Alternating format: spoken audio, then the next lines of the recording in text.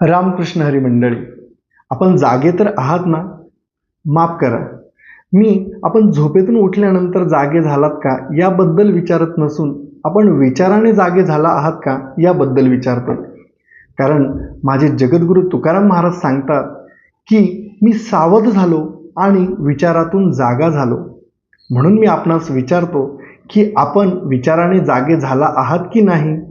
जर नसेल झालेला तर माझे जगद्गुरू तुकाराम महाराज कशा प्रकारे विचारातून जागे झाले ते बघा आणि तुम्ही सुद्धा सावध व्हा. महाराज म्हणतात, सावध झालो हरीच्या आलो जागरणा, जेथे वैष्णवांचे भार जय जयकार गरजतसे, पळून या गेली झोप होते पाप आडते, तुका म्हणे तया ठाया ओल छाया कृपेची, जेथे वैष्णवांचे भार जय जयकार गरजतसे. तुकाराम महाराज म्हणतात की मला सुद्धा खूप गाढ झोप लागलेली होती.